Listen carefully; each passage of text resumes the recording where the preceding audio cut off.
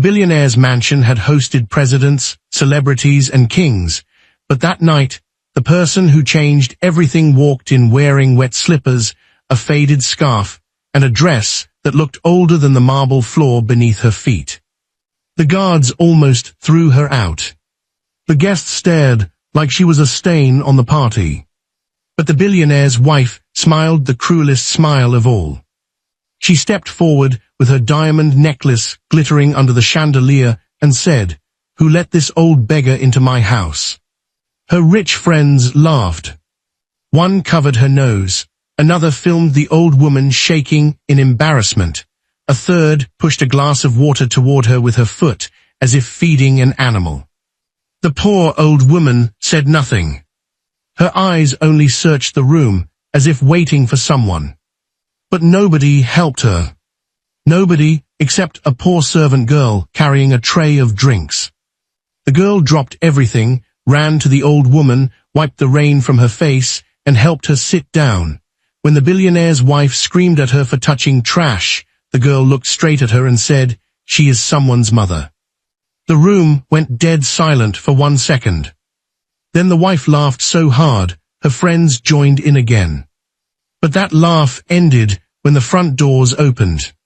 The billionaire had arrived. He walked in slowly, looked at the servant girl kneeling beside the old woman, then looked at his wife standing over them like a queen. His face turned cold. Not angry. Worse. Heartbroken. Because the woman his wife had mocked was not poor. She was not lost. She was his own mother, the woman who had raised him when they had nothing. And before midnight, the wife, her friends, and everyone who laughed would lose the one thing they worshipped most, their luxurious lives. Everyone in the marble lobby froze when the billionaire's wife pointed at the trembling old woman and laughed. Her dress was torn, her hands were shaking, her shoes were soaked from the rain. To everyone else, she looked like a nobody, a poor, helpless stranger who had wandered into a world where money mattered more than mercy. But the billionaire's wife didn't just mock her. She humiliated her. With her rich friends recording on their phones, she called the old woman dirty, useless, and unworthy of standing near them. The crowd watched in silence, too afraid to speak. Even the security guards looked away. Then, from the back of the room, a poor young girl stepped forward. She had no money, no power, no fancy clothes, but she had something none of those rich women had: a heart. She took off her own jacket, wrapped it around the old woman's shoulders, and gently said, "You deserve respect." The cruel wife burst out laughing even harder. She had no idea who the old woman really was.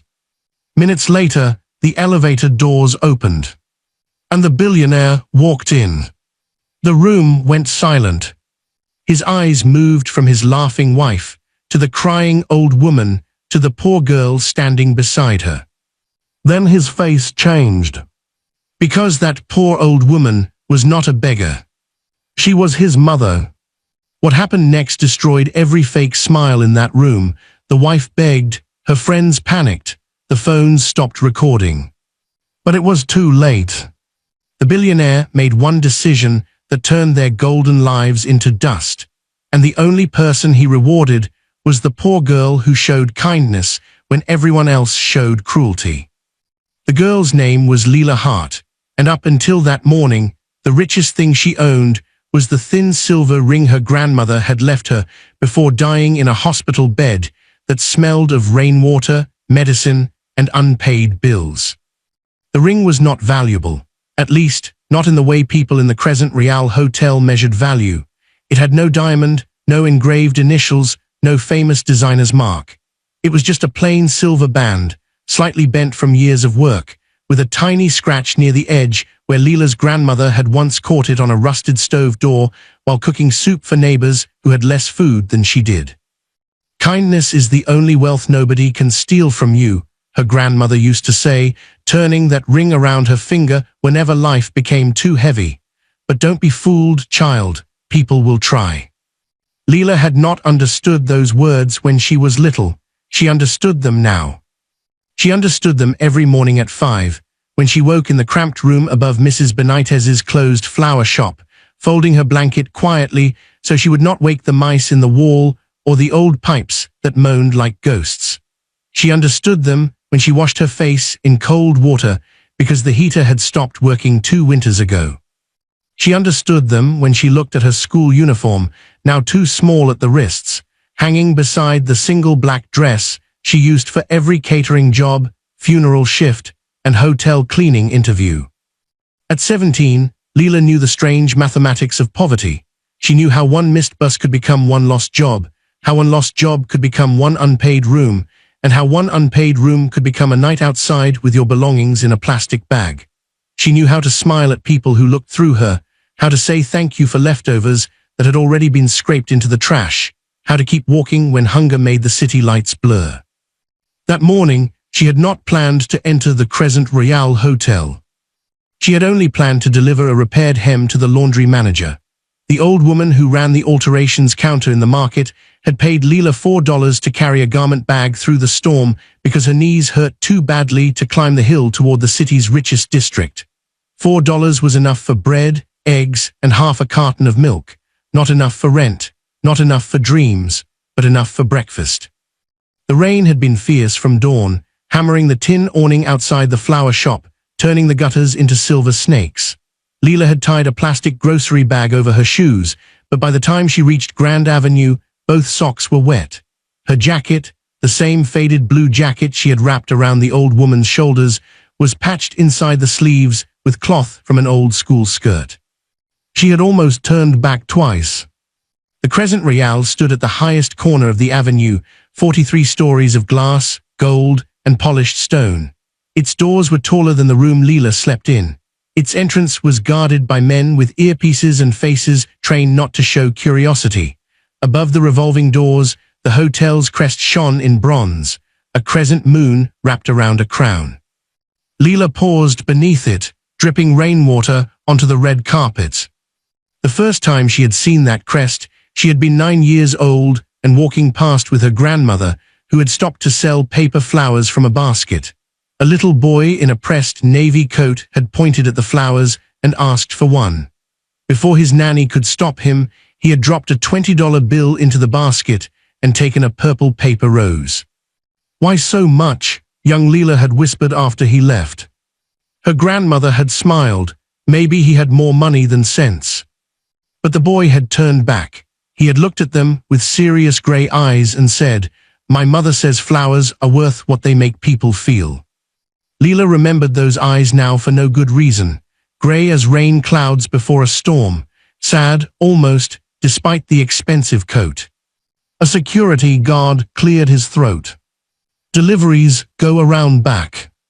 Leela blinked. "I'm sorry, the laundry manager said to bring this to the front desk because the service entrance is flooded." The guard's gaze moved over her jacket, her wet hair, the plastic bag covering the garment bag. He did not laugh, but his face tightened in a way that hurt more than laughter. "Front desk," he said, pointing with 2 fingers. "Don't wander." Leela thanked him and entered the lobby. Warm air washed over her. For a second she smelled lilies, candle wax, coffee, and money. Money had a smell, not the paper itself, but the world around it. Polished wood, expensive perfume, fresh flowers replaced before they wilted, leather chairs nobody had slept in, fruit bowls nobody guarded. The lobby ceiling rose 3 floors high, painted with clouds and gold birds. Crystal chandeliers hung from it like frozen rain. Every sound was soft. Shoes on marble, cups on saucers, the murmur of people who never needed to shout to be noticed. Leela kept her head down. She delivered the garment bag. The front desk clerk took it with 2 fingers, as if it might stain him, and made a call. Leela waited near a column shaped like a twisting vine. She was told the manager had stepped away and would return with her payment. So she waited. And that was how she saw the old woman enter. At first nobody noticed her. The revolving doors turned, bringing in a gust of cold rain and a figure wrapped in a torn brown coat. The woman was small, with silver hair pinned badly beneath a dark scarf. Mud clung to the hem of her dress. She carried no handbag, only a cloth purse tied with a knot. Her face was pale, but her eyes were sharp, watchful, moving over the lobby as if every corner held a memory. Leela noticed something else. On the old woman's wrist was a thin bracelet with a tiny crescent charm. It was not gold. It looked old and dull, almost copper in the yellow lobby light. But when the woman lifted her hand to steady herself against the wall, the charm caught the glow and flashed. A crescent moon wrapped around a crown. Leela frowned. The same symbol as the hotel crest. The old woman took 2 steps forward and slipped. Her soaked shoe skidded on the marble. She caught herself on the edge of a display table, knocking one white lily from a vase. The flower fell to the floor. Several people turned. A man in a grey suit raised an eyebrow. A young woman in sunglasses pulled her coat closer. One of the bellmen hurried forward, not to help the old woman, but to pick up the lily. "Madam," he said stiffly, "are you a guest?" The old woman lifted her chin. Her voice, when she spoke, was tired but steady. "I'm here to see my son." The bellman glanced at her clothes. "Your son?" "Yes." "Name?"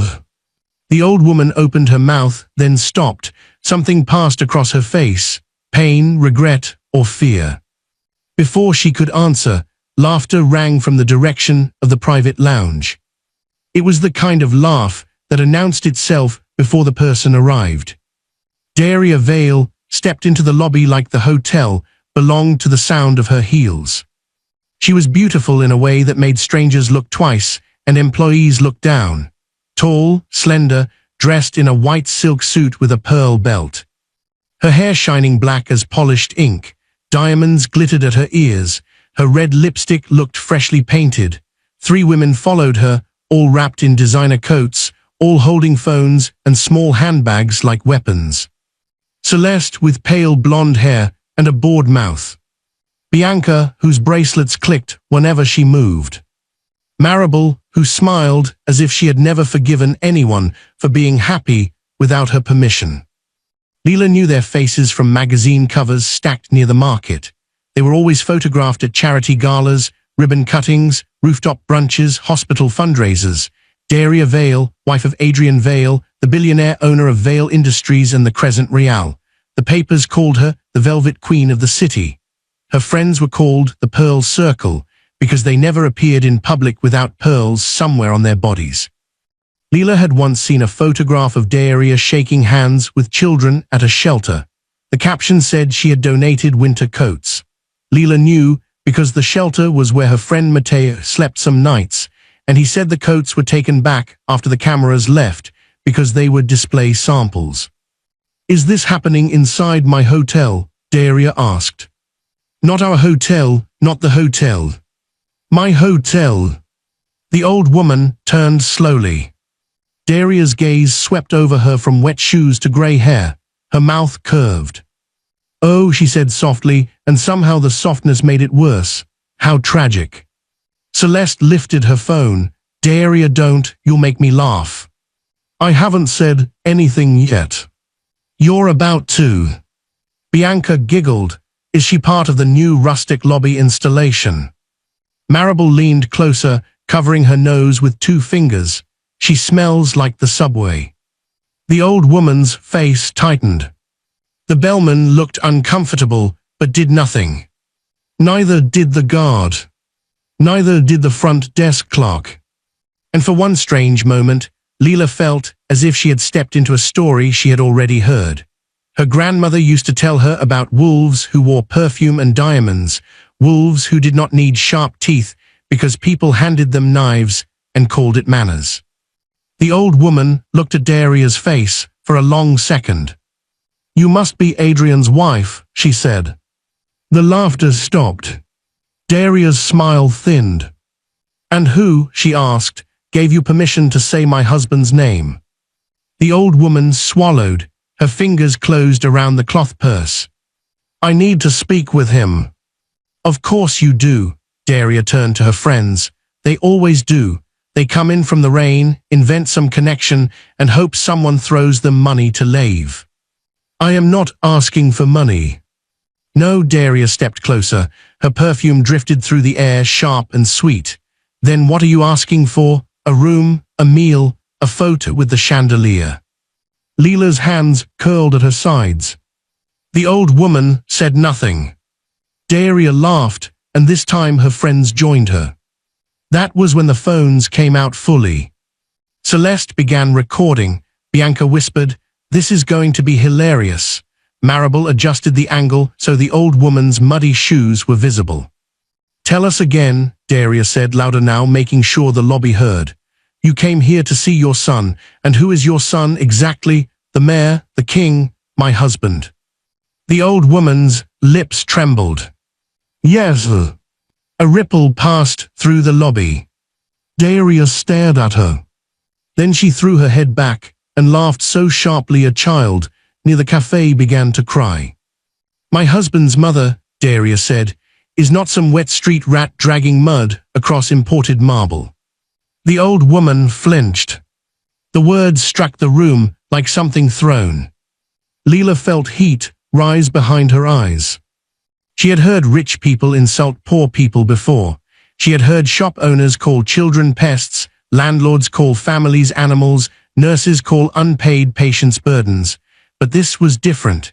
This was a public stripping away of dignity, performed for entertainment, polished with diamonds. Daria reached out and pinched the edge of the old woman's sleeve. "This coat should be burned." The old woman pulled back. "Please," she whispered. That whisper did something to Leela. It opened a door in her memory. She was 12 again, standing outside the charity clinic, holding her grandmother's prescription in one hand and 3 crumpled bills in the other. The woman behind the glass had said, "Not enough." Her grandmother had whispered, "Please." People behind them had sighed, annoyed by the delay. Leela had learned that day that poverty did not simply empty your pockets. It trained the world to hear your pain as an inconvenience. So when Daria lifted her phone and said, "Let's ask the people watching, should we call security or animal control?" Leela moved. She did not think. Thinking would have stopped her. Thinking would have reminded her of unpaid rent, powerful people, security guards, her age, her place. Thinking would have told her that poor girls did not challenge billionaire wives in marble lobbies. But Leela's grandmother had not raised her to be wise in the face of cruelty. She had raised her to be human. "Stop," Leela said. Her voice was not loud, but it carried. Daria turned. For the first time, those cold, beautiful eyes landed on Leela. "And who are you?" Leela walked to the old woman's side. She could feel everyone watching her now. She could feel the water in her shoes, the torn lining of her jacket, the $4 she still had not been paid slipping further away with every second.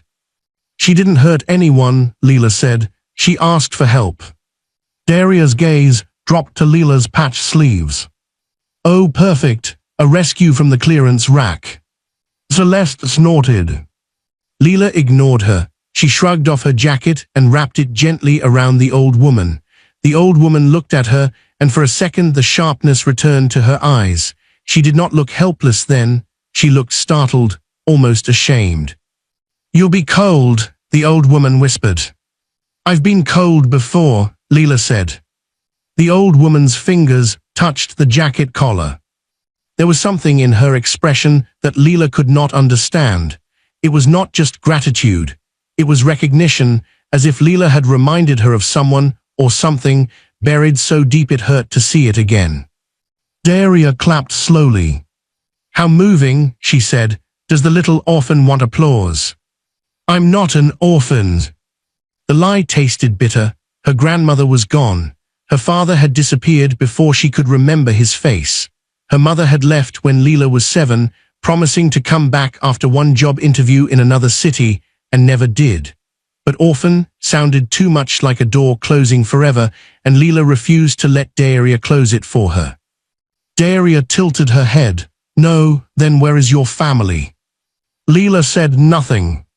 Daria smiled, having found the wound. "That's what I thought." The old woman suddenly straightened. "Enough." Her voice changed. It did not become louder, but the room seemed to lean toward it. Even Daria blinked. "Do not speak to the child that way." "The child," Daria said, recovering, "should learn not to interfere in things above her." "Above her," the old woman repeated. "Exactly." The old woman looked up at the chandeliers, the gold-painted ceiling, the glass balconies where wealthy guests had begun to gather and stare. "I have seen many people climb high," she said quietly. "Most forget that height is not the same as greatness." Daria's smile vanished. For one moment, something like unease passed through the faces of the Pearl Circle. Then Celeste laughed too loudly. "Oh, she's poetic." Bianca zoomed in with her phone. "Say another one." Marable whispered, "Daria, make her say the sun thing again." Daria stepped closer until she stood inches from the old woman. "Listen carefully," she said. "My husband built this empire from nothing, and I will not allow filthy strangers to use his name as a begging bowl." The old woman's mouth moved, but no words came. Leela felt her tremble beneath the jacket. Daria saw it too, her face brightened with victory. "Security," she called. The guards finally moved. One came from the entrance, another from near the elevators. They approached with hands held carefully in front of them, professional, emotionless. "Remove them both," Daria said. "Both." Leela's stomach dropped. "I only helped her. You disturbed my guests. She is a person." Daria looked around the lobby. Did anyone here see a person? No one answered. The silence was worse than agreement. Leela searched the faces, the clerk, the bellman, the men in suits, the woman with the crying child, the guests on the balcony. Some looked embarrassed, some looked entertained, most looked away. A strange sadness crossed the old woman's face. Not fear, disappointment. As if she had already expected the room to fail, but had hoped, just once, it would not. The guard reached for Leela's arm. Then a sound cut through the lobby. Ding! The private elevator doors opened. Every employee in the lobby changed posture at once. Shoulders squared, chins lifted, hands folded, conversations stopped as if someone had pulled a thread and tightened the room. Adrian Vale stepped out. He was taller than Leela expected, dressed in a dark suit without a tie, his silver-gray eyes moving quickly, taking in details before anyone spoke.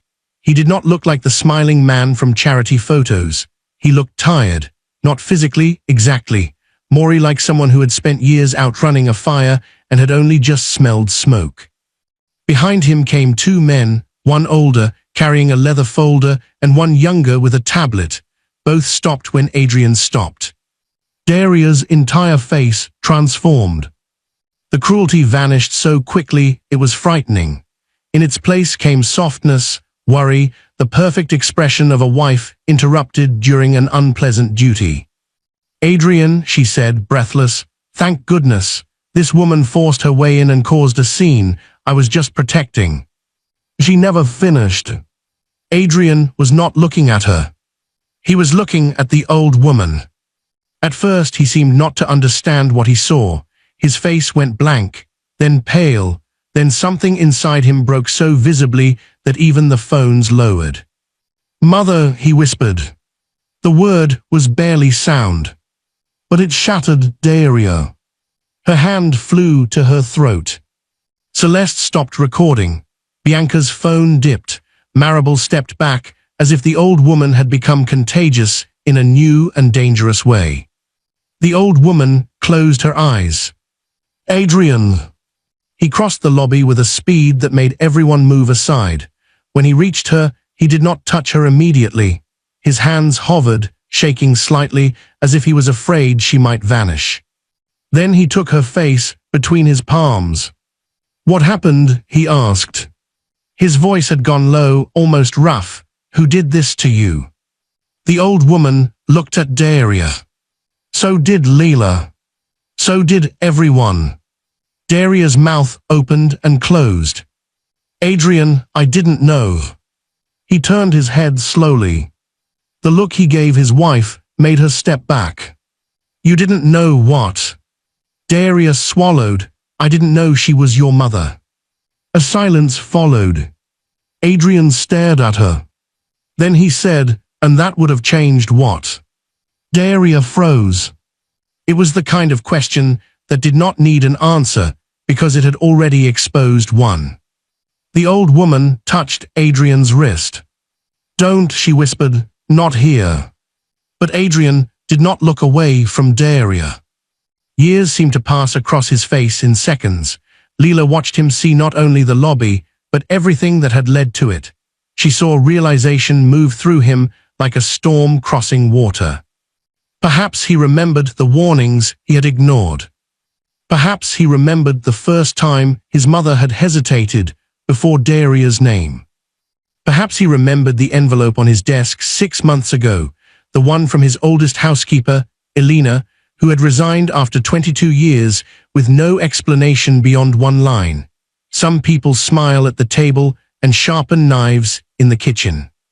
Leela knew nothing about that envelope, of course, not then. But Adrian did. And once he remembered it, he could not stop remembering. Daria had entered his life 5 years earlier at a hospital fundraiser, wearing a green dress and speaking with careful sorrow about children who needed surgery. Adrian had watched her kneel beside a little boy in a wheelchair, laughing when he showed her a toy dinosaur. She had seemed gentle, not soft, but polished around kindness. He had been lonely enough to mistake performance for truth. Back then, Adrian had already been one of the richest men in the country. Newspapers called him self-made, which his mother hated. No one is self-made, Vera Vale used to say. Somebody fed you, somebody taught you, somebody prayed when you were too foolish to pray for yourself. Vera had fed him on watered soup when they lived in a basement apartment behind a bakery. She had taught him numbers by counting coins on the kitchen table. She had prayed over him when fever turned his skin hot and the landlord threatened to throw them out because sickness was bad for business. When Adrian sold his first software company, she was the one who made him drive to that old basement building and buy it, not to punish the landlord, but to renovate it for families who needed cheap rent. Remember the floor, she told him that day. If you remember where you slept, you won't step so easily on people lying there. For years, Adrian remembered. Then money multiplied. Companies became towers. Towers became influence. Influence became invitations into rooms where kindness was praised in speeches and punished in practice. Daria learned those rooms quickly. She learned which donors wanted flattery, which journalists wanted tears, which board members wanted to feel morally clean without losing anything. She stood beside Adrian and turned charity into theater. He saw the theater. He even disliked it. But he told himself theater could still raise money and money could still help people. His mother saw more. She never looks at the person she's helping, Vera said once, after watching Daria greet shelter residents at a holiday dinner. Adrian had frowned. What does that mean? She looks at the camera, she looks at the donors, she looks at you, but she does not look at them. He had laughed gently, tired from meetings. Mother, you're suspicious of everyone. No, Vera said, only of people who are kind when watched. He should have listened. The memory flashed across Adrian's face, now as he stood in the lobby, one hand still holding his mother's arm, his wife trembling in pearls before him. Adrian, Daria said, forcing a laugh that cracked at the edges. This is a misunderstanding. Your mother came in looking like. Like what? Daria's eyes darted to her friends. No one helped her. Adrian turned to Celeste. You were recording. Celeste hid her phone behind her coat. I was just. Give it to me. Her lips parted. Excuse me. The older man behind Adrian stepped forward. Mrs. Wren, under the Crescent Royale security policy, management may request copies of recordings made during incidents involving guests or staff. You may refuse, but security footage is already being preserved. Celeste looked at Daria, then at Adrian, then slowly handed over the phone. "Unlock it," Adrian said. Celeste did. Bianca began crying before anyone addressed her. Maribel quietly slipped her phone into her handbag. Adrian saw it. "Maribel." She stopped. "Phone. I deleted it. Then you will stay while my legal team retrieves it." Her face turned grey. Daria took another step toward him. "Please, you're embarrassing me." Adrian looked almost amazed. "Embarrassing you?" His voice was soft now, more dangerous than shouting. "My mother walked into my hotel soaked, shaking, and alone. My wife mocked her. Your friends recorded her pain as entertainment. A child with nothing showed her more dignity than everyone in this lobby. And you think I am embarrassing you?" Daria's eyes filled with tears, beautiful tears, carefully placed. "I made a mistake." "No," Adrian said. "A mistake is calling someone by the wrong name. What you did was reveal who you are when you think someone has no power." The words settled over the room. Leela, standing beside Vera with no jacket and wet sleeves, felt them sink into her bones. Who you are when you think someone has no power. She had lived under that sentence her entire life. Vera turned toward her. "This girl helped me," she said. Adrian looked at Leela fully for the first time. His grey eyes softened, and something in Leela's memory stirred again. A boy in a navy coat holding a paper rose. "What's your name?" he asked. "Leela," she said. "Leela Hart." A flicker crossed his face. "Hart," he repeated. "Did you ever sell paper flowers on Grand Avenue?" Leela's breath caught. "My grandmother did." Rosa Hart. The lobby seemed to tilt. Leela had not heard her grandmother's full name spoken by a stranger in years.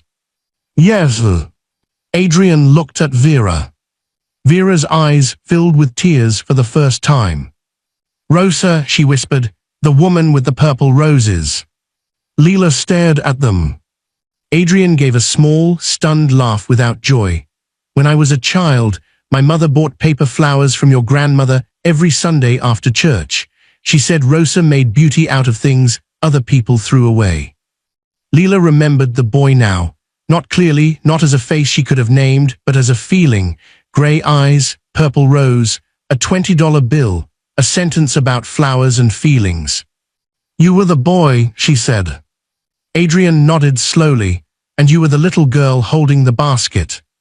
Daria made a small sound, almost a scoff, but fear strangled it before it became audible. Because the room had shifted. The poor girl was no longer a random interruption. She had become a witness, tied to a past Daria could not rewrite. Adrian removed his coat and placed it around his mother's shoulders over Leela's jacket. Then he turned to the lobby. "I want the hotel sealed from public access for the next 30 minutes. No one who witnessed this leaves until security has taken names. Preserve every camera angle from the last hour. Call Dr. Mehta for my mother. Bring warm tea to the east sitting room." Employees moved instantly. "Adrian," Daria whispered, "please don't do this." He ignored her. To the staff who stood by and watched, he continued, his voice carrying to the balconies, the cafe, the front desk, "You will each submit a statement. Some of you will not work here tomorrow." The front desk clerk went pale. The bellman stared at the floor. One of the guards swallowed hard. Leela felt a little sorry for them, then remembered the old woman slipping on marble while they watched. Adrian turned back to Daria and her friends. "As for you four," he said, "come with me." Daria reached for his hand. He stepped away. That tiny movement wounded her more than any shout could have. For years, she had controlled rooms with beauty, charm, and the power of proximity to Adrian Vale. Now he stood inches away, and she could not reach him. "I said come with me," he said. Vera touched Leela's arm. "Will you come too, dear?" Leela looked toward the front desk. "I'm waiting for $4. For the first time that morning, Adrian almost smiled. Then his face hardened again. "You'll receive it," he said, "and more than that. I don't need more." "I know," Vera said gently, "that is why you should have it." They moved to the east sitting room, a private lounge hidden behind carved wooden doors. The room was warmer than the lobby, with green velvet chairs, dark bookshelves, and windows overlooking the rain-silver city. A fire burned behind a brass screen. On the mantel stood framed photographs, Adrian opening a hospital wing, Adrian shaking hands with a president, Adrian beside Daria at a gala, Daria smiling in diamonds. There was one smaller photograph near the end. A younger Vera, wearing a plain blue dress, standing beside a teenage Adrian in front of a tiny bakery. He had flour on his sleeve. She had her arm around him. Both were laughing. Leela looked at that photograph and felt, without knowing why, that it was the truest thing in the room. A maid entered with towels. Her hands shook as she gave one to Vera. Vera thanked her by name. "Thank you, Nora." The maid's eyes widened. "You remember me, Mrs. Vale?" "Of course, your son wanted to be a pilot." Nora's mouth trembled. "He's in flight school now." Vera smiled. "Good." Daria watched this exchange with the expression of someone seeing a ghost speak fluent language. "You knew the staff?" Leela asked quietly. Vera's smile faded. "Once." Adrian heard the word. "Once." It landed heavily between him and his wife. The doctor arrived quickly, a calm woman with silver glasses and a medical bag. She checked Vera's pulse, temperature, and ankle, then wrapped her in a heated blanket. Vera insisted she was fine. The doctor said fine people did not shake that much. Vera gave in. Leela stood near the door, unsure whether to leave. Adrian noticed. "Please sit. I'll drip on the chair. Then the chair will survive."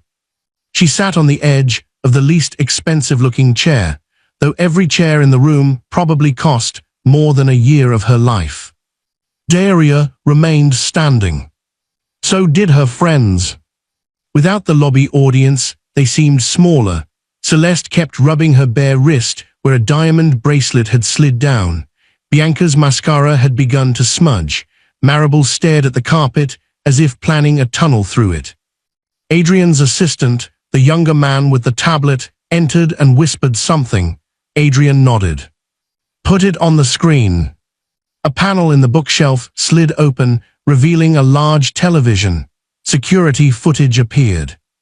The lobby, the old woman entering, the slip, the lily falling, the bellman not helping, Daria arriving, the laughter. Daria closed her eyes. "No," Adrian said. "Watch." She opened them. The footage had no dramatic music, no editing, no gossip commentary. That made it worse. It showed cruelty plainly. Daria's hand pinching Vera's sleeve, Celeste filming, Bianca laughing, Maribel covering her nose, Leela stepping forward, the jacket, the guards moving in. Then the elevator doors opened. Adrian stopped the video there. Nobody spoke. The fire cracked softly. Adrian looked at his wife. "How many times?" Daria blinked. "What? How many times have you treated people this way when I wasn't there?" "Never." The lie came too fast. Adrian looked to his assistant. "Play the others." Daria's face changed. "Others." The assistant tapped the tablet. The screen showed a different room. A kitchen corridor. Daria in a red evening gown, holding a glass of champagne, speaking to an older housekeeper. No sound at first, then the assistant adjusted it. Daria's voice filled the room. "Do you think Adrian cares if you've worked here 20 years? You people are replaceable. If I see you speaking to his mother again without permission, you're gone." The housekeeper in the footage lowered her head. "Elena." Adrian's jaw tightened. Vera made a quiet sound. The video changed. A shelter event, Daria smiling for cameras, placing coats on children, The cameras turned away. Daria's smile dropped. "Collect the samples," she told a staffer. "We need them for tomorrow's shoot." A child reached for one coat. Daria pulled it back. "That one is not yours." Leela inhaled sharply.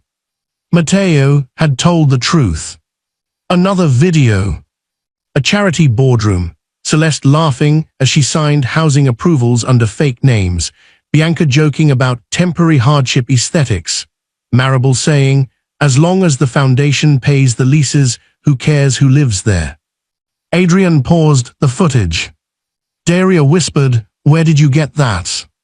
Adrian's eyes remained on the screen. "From my mother." Everyone turned to Vera. She sat very still, beneath the blanket. Daria stared. "You were spying on me." Vera's eyes lifted. "I was trying to understand why every person who loved my son was slowly disappearing from his life." The room went colder than the rain outside. Adrian looked at his mother. "What?" Vera's fingers tightened around the teacup Nora had brought her. "Elena did not resign willingly. She came to me crying. So did Thomas, your driver. So did Mrs. Ibarra from the foundation kitchen. Each one said Daria warned them not to speak to you. Each one was afraid of losing severance, references, health insurance. I told them to document what they could." Adrian turned to Daria, as if seeing a stranger wearing his wife's face.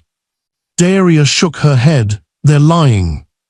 Vera continued, voice low, "I tried to tell you last year." Adrian's expression faltered. The memory returned to him, unwanted and exact. His mother had come to his office on a cold afternoon, carrying a folder tied with blue string.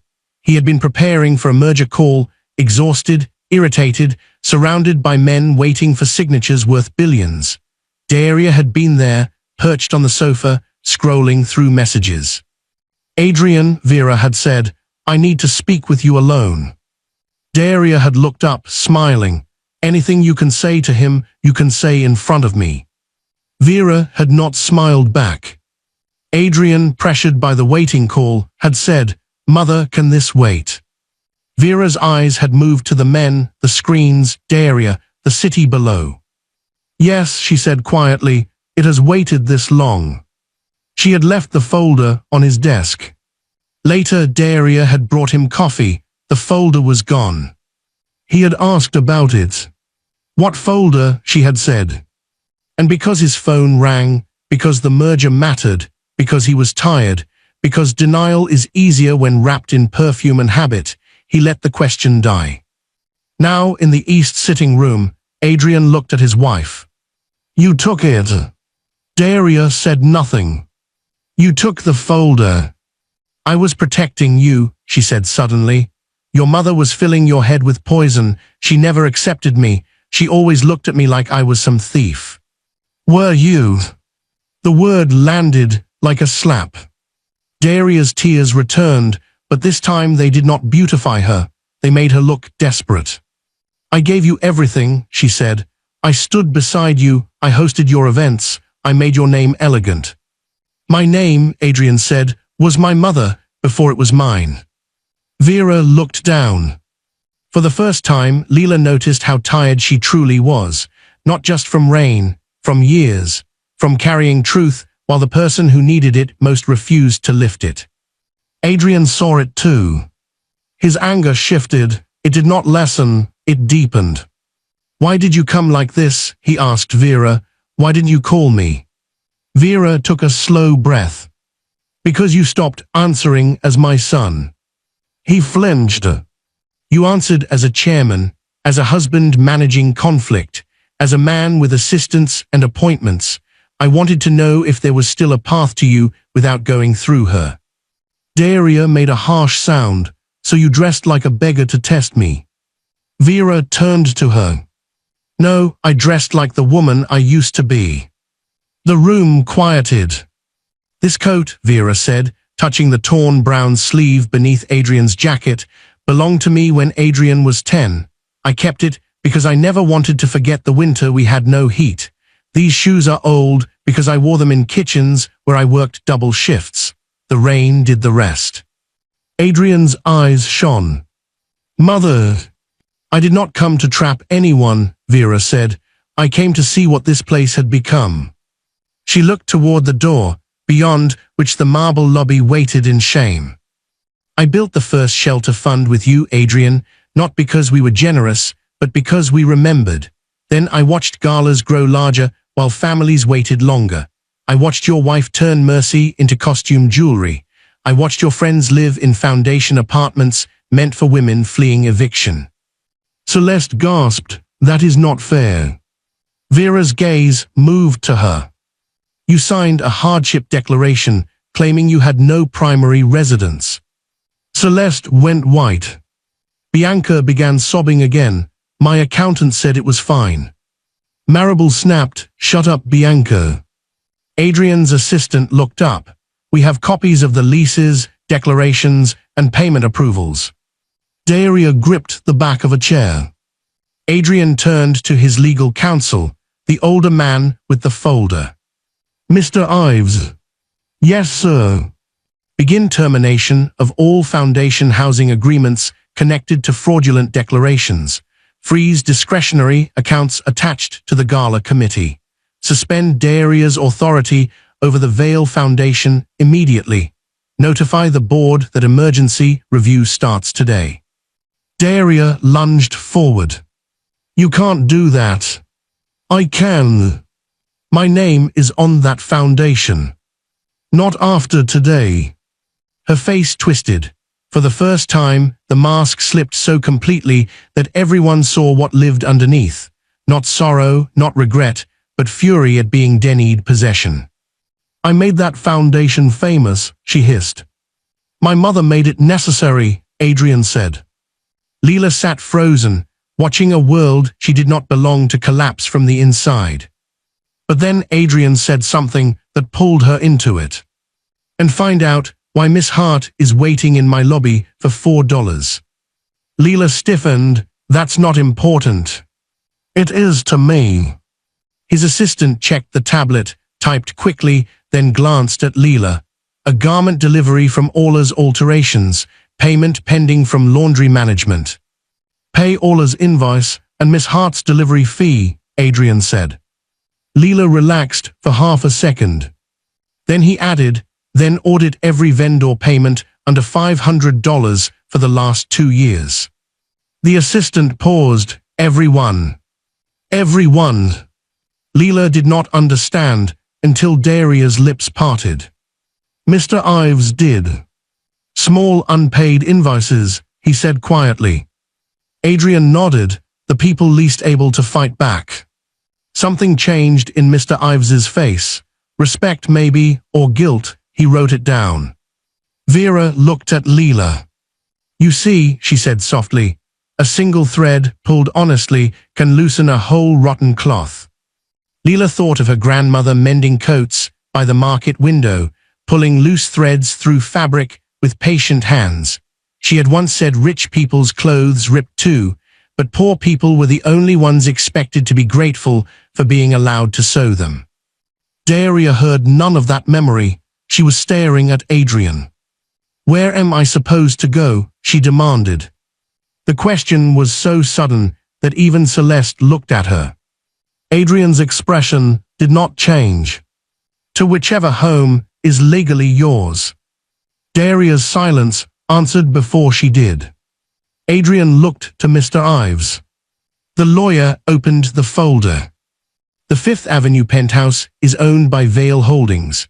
The Lake Estate is owned by the family trust established by Mrs. Vera Vale before the marriage. The Paris apartment is leased under the Foundation Hospitality Fund. The Aspen Lodge is corporate retreat property. Mrs. Vale's personal property portfolio appears to consist of—" "Stop," Daria snapped. Adrian's face hardened. "You built a life out of rooms other people paid for, while mocking a woman for having nowhere to stand." Daria's eyes flashed. "I am your wife." "You were." The room went silent. Vera closed her eyes. Daria stared at him, as though he had spoken in another language. You don't mean that. I do. You would divorce me over one mistake. Adrian stepped closer, his voice low. No, I will divorce you because this was not one mistake. This was evidence. The crime was your character. The words seemed to empty her. Celeste whispered, Daria. Adrian turned on the three friends. And you. They straightened like schoolgirls before a headmaster. Your foundation leases end today. Your fraudulent claims go to the board, and if council advises, to the authorities. Any property held by my companies for your use is revoked. Cars, club accounts, staff access, hospitality suites, all of it. Bianca nearly collapsed into a chair. But my apartment belongs to a housing program. My things are there. You may collect personal belongings under supervision. Maribel lifted her chin, fighting for pride. You can't just throw people out. Leela almost laughed, though there was no humor in it. The irony was too large to fit inside the room. Maribel, who had covered her nose at a wet old woman, now pleaded for housing rights. Adrian seemed to think the same thing. No, he said, I can't just throw people out. That is why legal notice will be served properly. But foundation-funded luxury, housing obtained through fraud, will not remain in your hands 1 hour longer than the law requires. Celeste grabbed Daria's arm. Do something. Daria looked at Adrian, then at Vera, then at Layla. Her eyes stopped on the jacket, still around Vera's shoulders. Leela's jacket. Something cruel sparked in her even then. So that's it, Daria said. You'll ruin your wife over a street girl and an old woman playing dress-up. Adrian's face went still. Vera whispered, Daria, stop. But Daria had mistaken warning for weakness. She's not innocent, Daria said, pointing at Leela. Girls like her always know where to stand when there's money nearby. Look at her. She's already sitting in your private lounge. She'll cry, tell a sad story, and you'll hand her a scholarship or a house or whatever makes you feel holy. Leela stood. I don't want anything from him. Daria laughed. Of course you do, everyone wants something. Leela felt the old anger rise. Not wild, not loud. The anger of every bus ride where men in suits took 2 seats while old women stood. Every landlord notice. Every hospital form. Every time someone rich assumed the poor were hungry only for money and not for respect. I wanted $4, Leela said. I wanted to go home. I wanted her to stop shaking, that's all. Daria's face reddened. Vera reached for Leela's hand. Adrian watched the gesture. A memory moved through him, so old he had not touched it in years. He was 14, standing in an alley behind a restaurant with a paper bag of thrown-out bread. He had been ashamed to carry it home. A group of boys from school had seen him and laughed. One had said, trash food for trash people. Adrian had thrown the bread at him and gone home bleeding from a fight he did not win. His mother had cleaned his split lip. Do you feel better? She asked. No. Did the bread become less needed because they laughed at it? No. Then tomorrow, carry it home with your head up. I hate them. I know. I want to be rich enough to make them sorry. Vera had looked at him for a long time. Be careful, Adrian. If revenge is the first brick, every house you build will become a prison. He had tried to build something better. But somewhere along the way, he had allowed Daria to decorate the prison and call it a palace. Now, looking at Leela, he understood that his mother had not come only to expose his wife. She had come to see if the boy who carried bread with shame still existed inside the man who owned marble lobbies. He turned to Daria. Leave this room. Daria's confidence cracked. Adrian. No. Mr. Ives nodded to the security guard at the door. The same guard who had reached for Leela in the lobby stepped forward, shame burning across his face. Daria looked at him with disbelief. You wouldn't dare touch me. The guard hesitated. Vera spoke softly. Do your job this time. He did. He did not grab Daria. He simply opened the door and stood aside. That was enough. Daria walked out first, shaking with rage. Celeste followed, crying silently. Bianca stumbled after her. Maribel paused at the threshold and looked back at Leela with pure hatred. Leela had seen that look before too. It meant, I will remember you. But Leela had also learned something from poverty. People who looked down at you often forgot that you could see the soles of their shoes. You could see where the dirt clung. The door closed.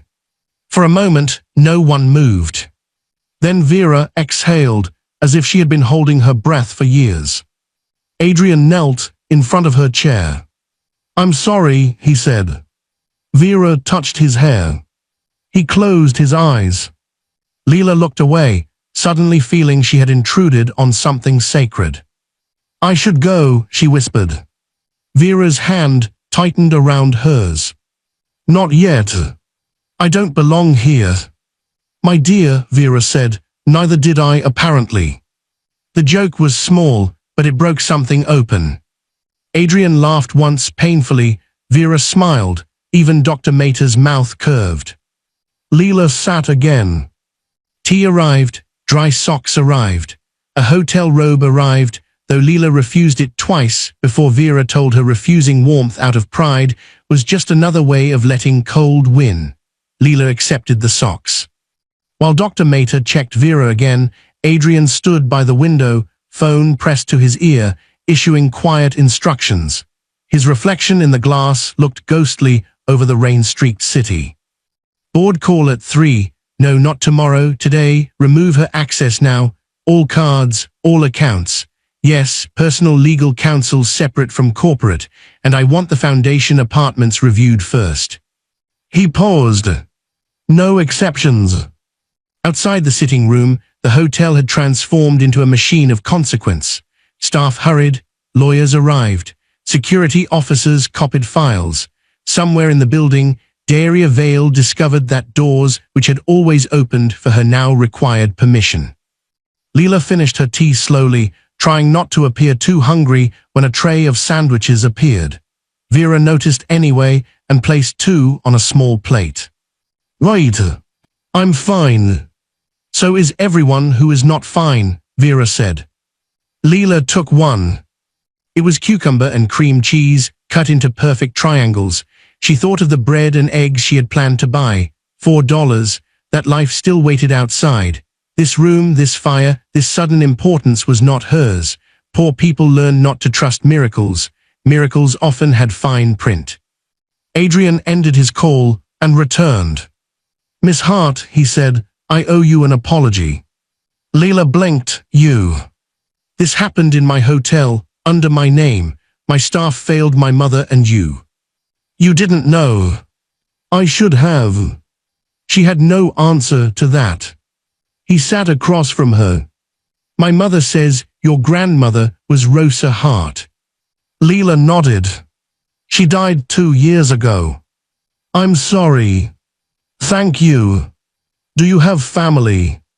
The question was gentle, but Leela stiffened. No. Vera watched her face. Adrian did too, and perhaps he understood more than she wanted him to. Where do you live? Near the old flower market. That building was condemned last year, his assistant said before thinking. Leela's face burned. Adrian turned sharply toward him. The assistant looked horrified. I'm sorry. It's not condemned, Leela said. Not all of it, just the ground floor. Mrs. Benitez lets me use the upstairs. Does it have heat? Vera asked. Leela looked at the fire.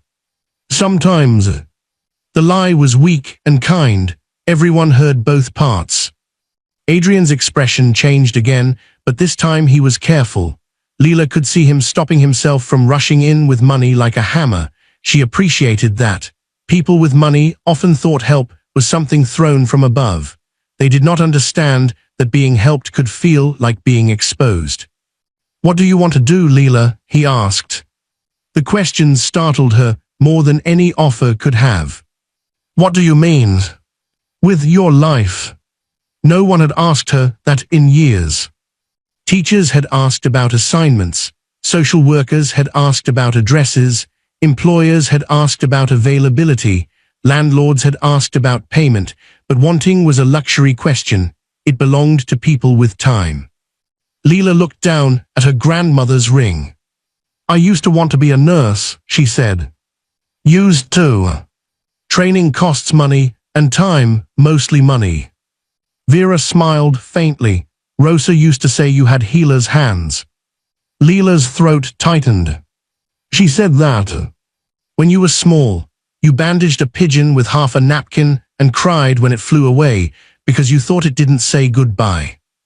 A laugh escaped Leela before she could stop it. It broke into something close to a sob. She covered her mouth. I forgot that. Love remembers for us, Vera said. Adrian's eyes moved to his mother. The words were for Layla, but they struck him too. His phone buzzed. He glanced at it and his face hardened. Daria is in the penthouse. Mr. Ives checked his own phone. She's requesting access to the safe. Adrian stood. No. The lawyer's face tightened. There may be documents. Then we go now. Vera rose too. Adrian immediately objected. Mother, you need rest. I have rested long enough. The words silenced him. Leela stood awkwardly. I really should go. Vera looked at her. Come with us. To your penthouse. Yes. No. Yes. Leela stared at her. Vera's expression softened. You saw the beginning. You should see that cruelty does not get the last word. Leela did not know why that mattered, but it did. So she went. They took the private elevator. Adrian stood beside Vera, one arm ready in case she swayed. Leela stood in the corner, wearing dry socks inside wet shoes, holding her patched jacket after Vera insisted on returning it once Adrian's coat and the heated blanket were enough. The elevator rose silently. 40 floors. 41. 42. Leela's ears popped. Vera looked at the golden reflection of them in the doors. Billionaire, mother, poor girl. A strange trio carried upward by invisible machinery. When Adrian was little, Vera said, he hated elevators. Adrian gave her a look. Mother. He did. He thought the cables would snap. I was 6. You were dramatic. I was practical. You cried. I assessed risk emotionally. Leela smiled despite herself. Vera's eyes warmed. For a moment, the old woman in the torn coat disappeared, and Leela saw the mother from the photograph, the one in the blue dress, the one who had held a boy in front of a bakery and laughed. Then the elevator opened into the penthouse. It was not a home, it was a museum of possession. White marble floors, black lacquer tables, a chandelier shaped like falling stars, windows taller than trees. The city spread below, grey and glittering. Everything looked expensive and untouched. Daria stood near a wall safe, hidden behind a painting. 2 security guards stood between her and it. Her friends were clustered near the sofa, each on a phone, each speaking in frantic whispers.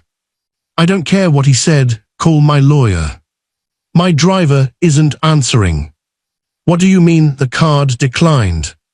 When Adrian entered, all 3 went silent. Daria turned slowly. Her tears were gone, her face was cold. You brought them, she said. Adrian ignored the insult beneath the words. You are not opening that safe. My jewelry is in there. Your personal jewelry will be inventoried and returned, if legally yours. If legally mine, she laughed. You gave it to me.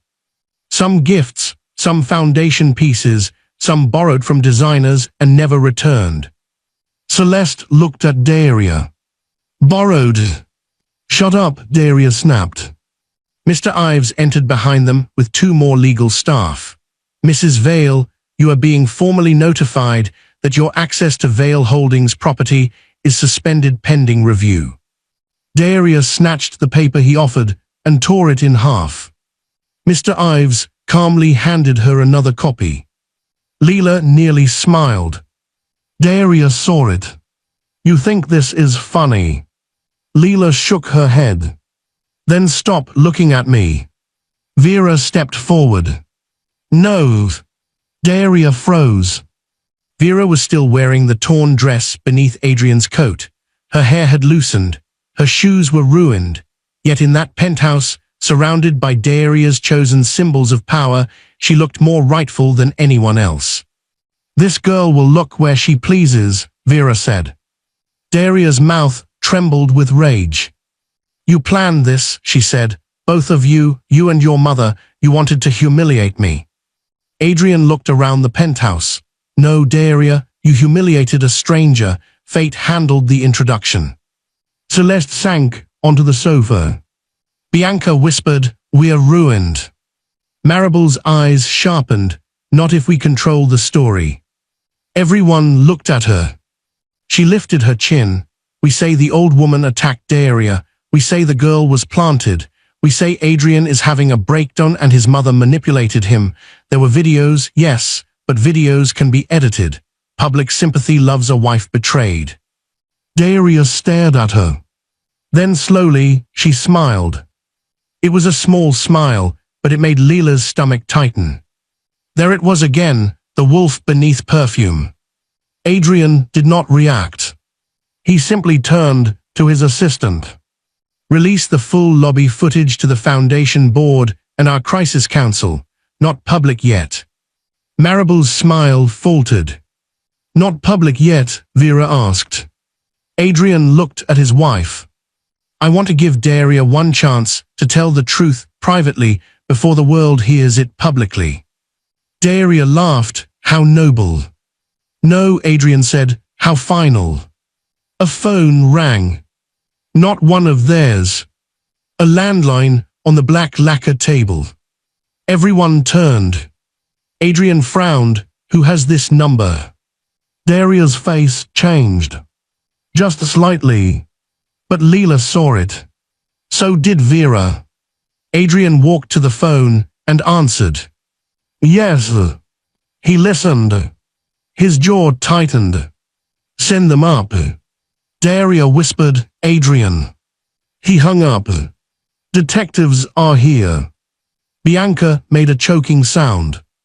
Detectives, Celeste stood. For what? Adrian's eyes remained on Daria. For the missing funds from the Eastbourne housing project. The words seemed to blow through the penthouse. Eastbourne. Even Leela knew that name. Everyone poor in the city did. Eastbourne was supposed to become affordable housing, 3 renovated buildings, 200 apartments, a clinic, childcare center, job office. Politicians had posed with shovels. Daria had cut a ribbon in a cream dress. Adrian had announced that no family should choose between medicine and rent. Then construction stopped. The news said permits were delayed. Then costs rose. Then the project restructured. Families stayed on waiting lists. Some disappeared from the shelters. Some moved under bridges. Some, like Mrs. Benitez's nephew, left the city. Leela had passed the fenced Eastbourne site many times. Rain collected in its unfinished foundation like a dirty lake. Vera's face went pale. Adrian, she said, you didn't tell me detectives were involved. I didn't know until yesterday, he said. Daria turned on him. Yesterday. I received an anonymous file. Maribel looked at Daria. Daria looked at no one. Adrian continued. Bank transfers, shell vendors, inflated invoices, Foundation hospitality expenses linked to private residences. Celeste whispered, Daria, what did you do? What we all did, Daria hissed. The room froze. It was the first honest thing she had said all day. The elevator opened again. 2 detectives entered with a uniformed officer. They were not dramatic. They did not shout. They did not drag anyone away. They simply stepped into the penthouse with the calm of people whose work outlasted panic. The older detective introduced herself as Detective Ramos. Her partner, Detective Lee, carried a folder. "Mr. Vale," Ramos said. "Mrs. Vale." Daria lifted her chin. "I won't speak without counsel." "That's your right," Ramos said. Her eyes moved to Vera's torn clothes, then to Leela's patched jacket, then to the friends. "This is an interesting gathering." "You have no idea," Leela muttered. Vera heard and almost smiled. Detective Ramos turned to Adrian. "We have warrants for Foundation financial records stored on the premises and any devices listed in the order." Daria said, "This is my home." Mr. Ives spoke gently, "It is not." That broke her more than the detectives. Not the warrant, not the fraud, not the divorce. The loss of the word home. Because home to Daria had never meant shelter, it meant proof that she had won. And now the proof belonged to someone else. The search began. Drawers opened, laptops were bagged, documents were photographed. A locked cabinet in Daria's private office revealed stacks of invoices under vendor names Leela did not recognize. Mr. Ives recognized several. His face grew darker with each page. One file bore a gold label, EH Allocation. Eastbourne Housing. Adrian picked it up, but Detective Ramos stopped him. "Please don't touch." He stepped back. Daria watched him from the sitting area, arms folded. "You'll regret this," she said. Adrian looked exhausted. "I already do." For a second, something like pain crossed Daria's face. Real pain, maybe, not remorse, but loss. Leela wondered who Daria had been before Diamonds, whether she had always been cruel, or whether cruelty had grown around fear like a shell.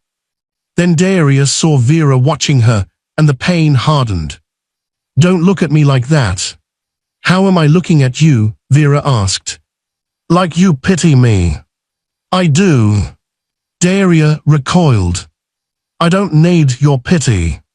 "No," Vera said, "you needed love before ambition ate you. Pity is what remains." The words struck deep. Even Adrian turned. Daria's mouth opened, but no insult came. For the first time, Leela saw the outline of a frightened woman behind the cruel one. It did not excuse anything, but it made the room sadder. Later, Leela would learn pieces of Daria's story from newspapers and whispers. A childhood in a house where affection was earned through performance. A mother who entered beauty pageants she never won and taught her daughter that being admired was safer than being known. A father who left debts and silence. A young Daria who learned that rich rooms had doors poor girls could open only by becoming prettier, colder, more useful to powerful people. But in the penthouse, Leela only saw the result.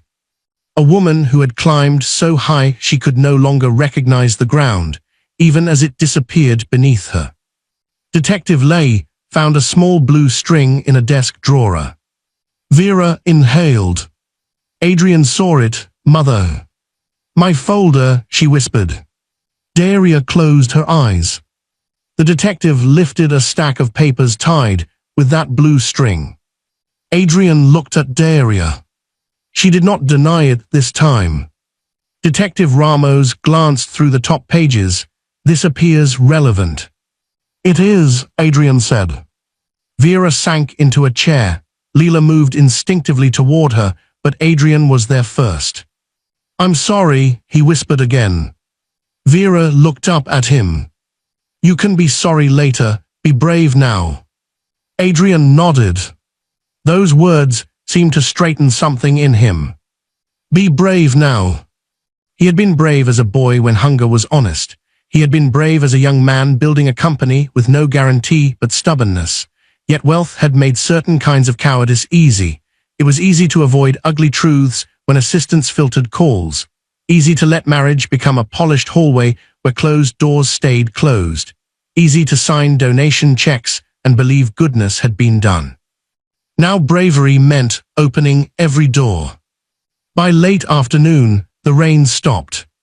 The city outside glittered under a weak silver sun. The penthouse had become a battlefield of paper, devices, and ruined expressions. Detective Ramos did not arrest anyone in that moment, but she gave warnings, collected passports for review through legal channels, and made it clear that leaving the city would be foolish. Celeste cried into a tissue. Bianca kept repeating that she did not understand anything she signed. Maribel called 3 lawyers and got voicemail twice. Daria said almost nothing. When the detectives left, Adrian issued his final instructions.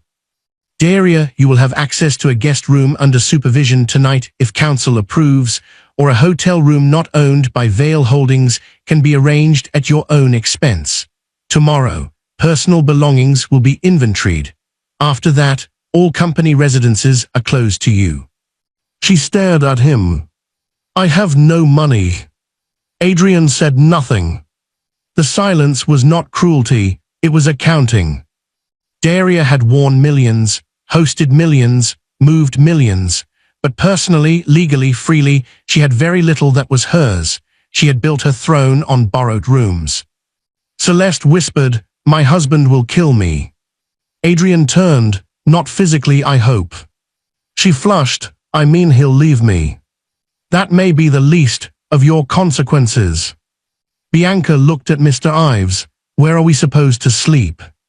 The lawyer began to answer with procedure, but Vera spoke first. "There is a shelter on Mason Street." Bianca stared at her, horrified. Vera's voice remained calm. "The beds are clean, the soup is hot, the women there are kinder than you were." Maribel stood abruptly. "I am not sleeping in a shelter." "Neither were the families waiting for Eastbourne," Vera said. That ended the conversation. Leela felt the sentence enter the room and close every escape.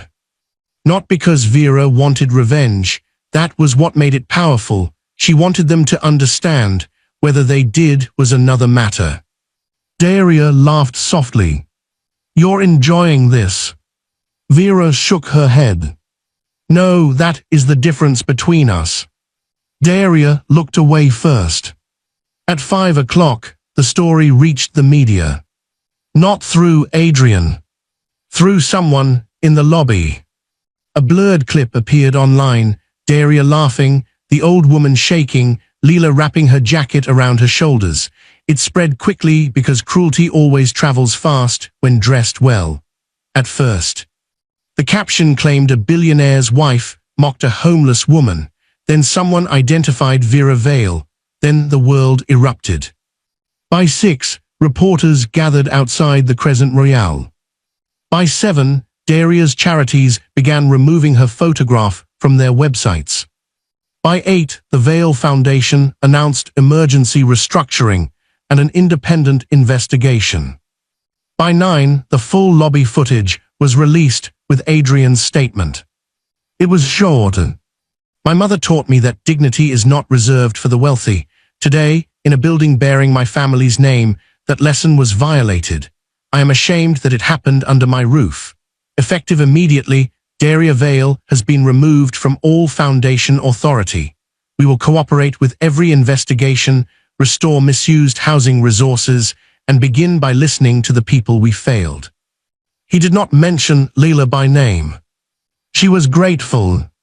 But the internet found her anyway. Someone from the lobby had filmed her face. By the next morning, she was the poor girl with the jacket. Strangers called her an angel, a hero, a symbol. News vans appeared outside Orla's alterations. Mrs. Benitez shouted from the upstairs window that Leela was a minor and everyone should go bother politicians instead. Leela hid in the flower shop storage room, wrapped in a blanket, watching dust float through a strip of sunlight. Her phone, an old cracked thing with a battery that died at 30%, buzzed until it shut off. She hated it. Not the kindness. Some messages were kind. People offered money, clothes, scholarships, interviews, but beneath the kindness was hunger, the same hunger that had made Celeste record Vera's humiliation. People wanted a story they could consume.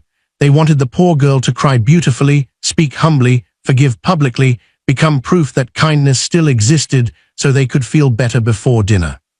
Leela did not feel like proof of anything. She felt tired. In the afternoon, Vera came to the flower shop.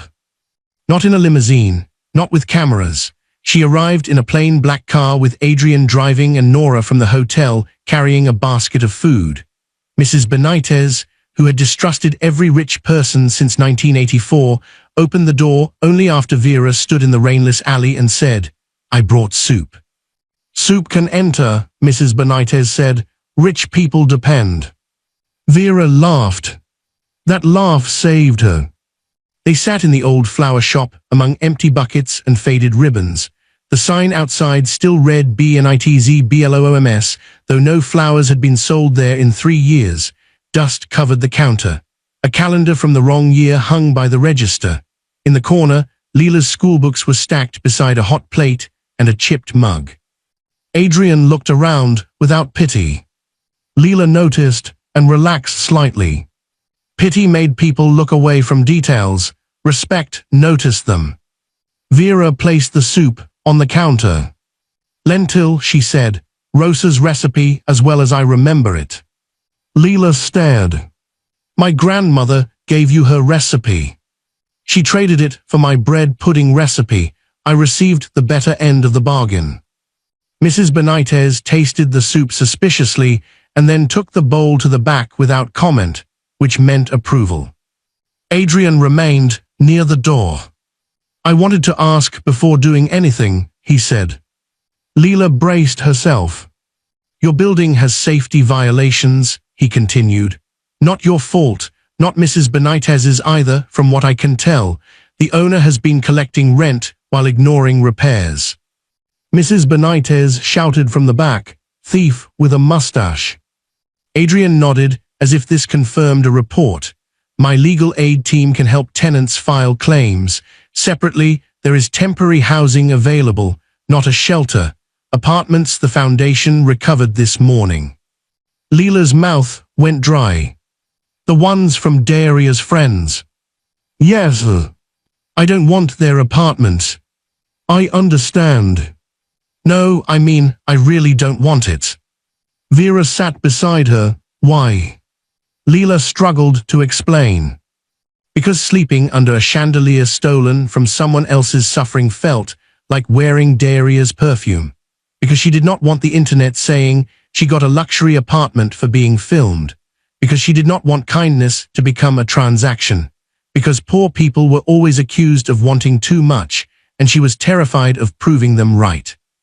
Adrian listened. Then he said, "What about Eastbourne?" Leela looked up. "The project is frozen but not dead," he said. "It needs to be completed properly. That will take time. Until then, we're opening safe temporary units in 3 buildings. Modest ones, real ones, for people already on the waiting list.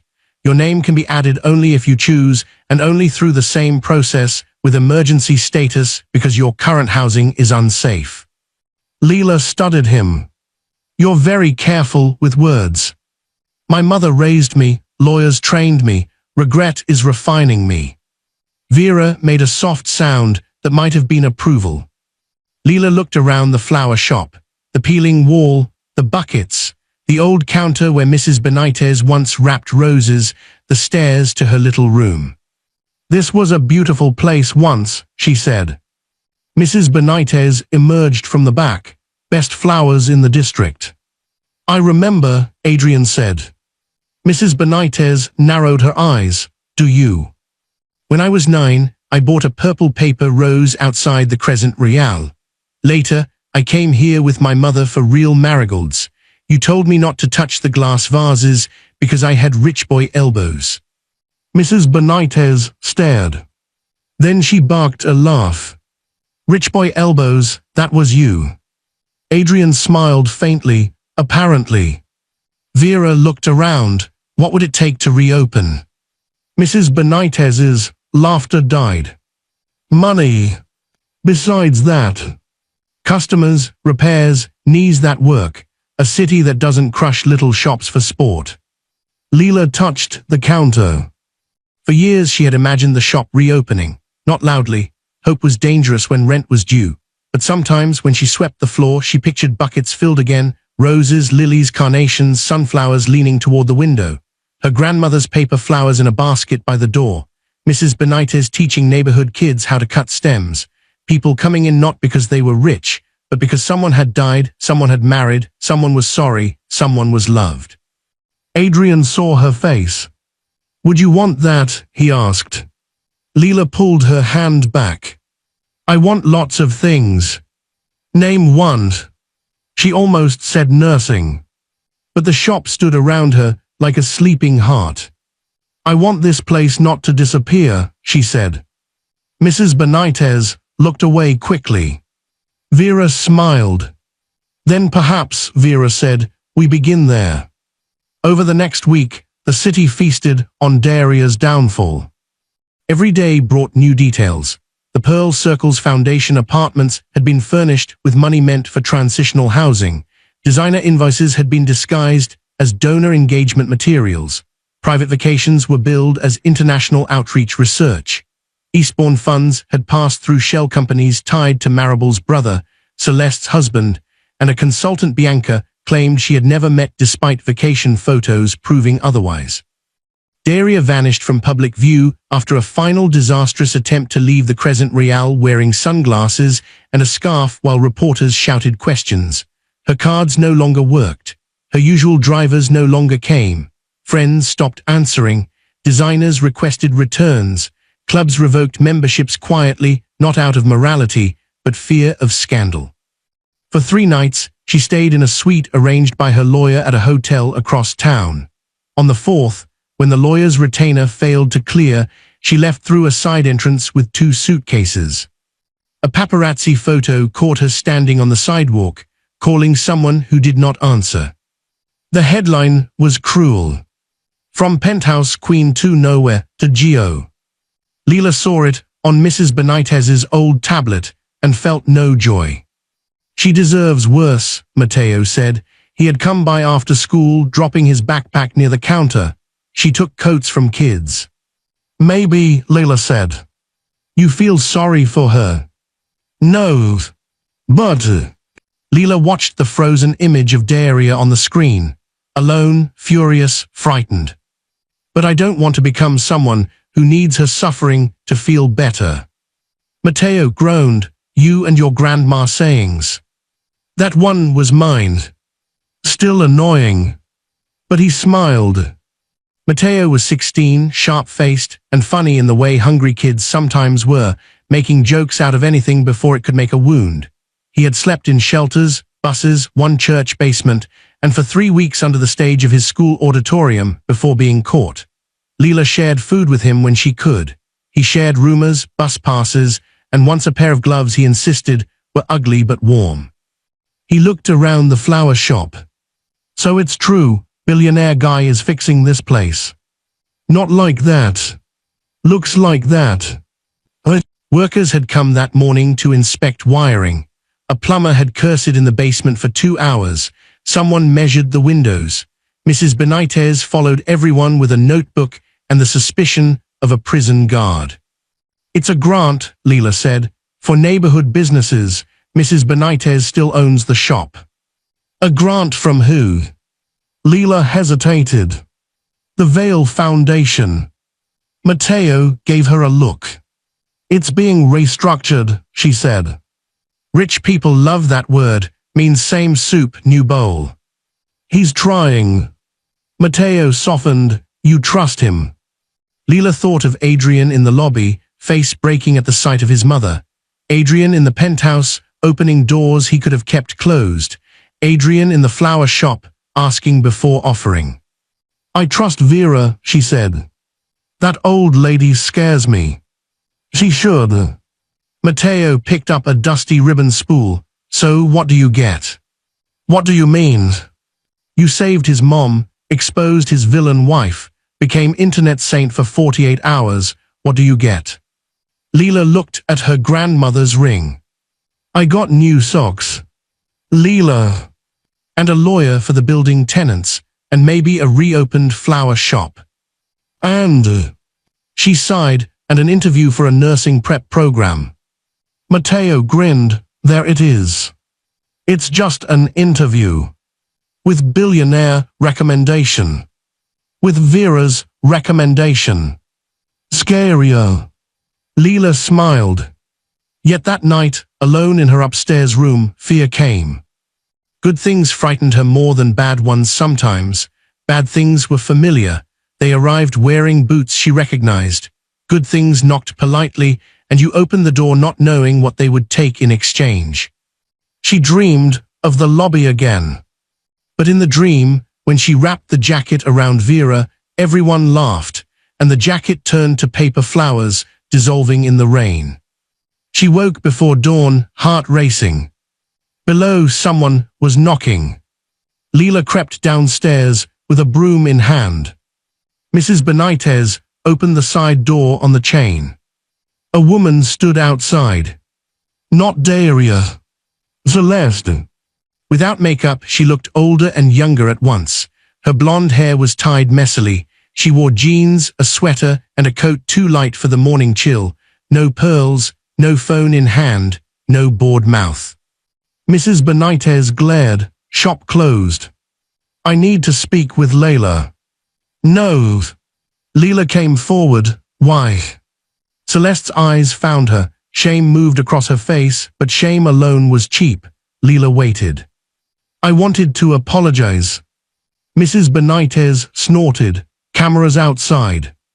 No. Recording device. No. Lawyer hiding in trash can. Celeste almost smiled, then didn't. No. Leela stepped onto the threshold, but did not open the door wider. Say it. Celeste swallowed. I'm sorry I laughed. I'm sorry I recorded her. I'm sorry I didn't see either of you as real. The last word hurt because it was honest. Leela said nothing. Celeste continued. I was cruel because it made me feel safe. Daria always chose someone to mock. If it wasn't strangers, it was us. Laughing meant she wasn't laughing at me. That doesn't make it okay. I know. Are you sorry because you lost your apartment? Celeste flinched. Then nodded. At first, yes. Leela appreciated the answer despite herself. And now? Celeste looked past her into the dim shop. Now I keep thinking about her shoes. Vera. Celeste nodded. They were soaked. She could barely stand. I zoomed in on them. Her voice cracked. I zoomed in. Leela tightened her grip on the broom. My mother used to work in a hotel laundry, Celeste whispered. Her shoes were always wet. I spent my whole life pretending I didn't come from that. Then I laughed at it. Mrs. Benitez's glare shifted, not softening exactly, but becoming less sharp. Celeste pulled an envelope from her coat. I don't expect forgiveness. I wrote a statement. Everything I know about the leases, Daria, the invoices. I sent a copy to Detective Ramos and Mr. Ives. This is for Vera. Leela took the envelope through the gap.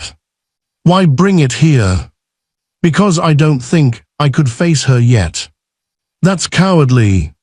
Yes. Celeste nodded once, then stepped back. Tell her I'm sorry. No, Leila said. Celeste froze. You tell her when you're brave enough. Celeste's eyes filled. Then she nodded again and walked away. Mrs. Benitez closed the door. Well, she said, that one may grow a spine. Leila looked at the envelope. Maybe. Don't trust maybe, but don't throw it away. That became the strange pattern of the following weeks. Things did not heal, they opened.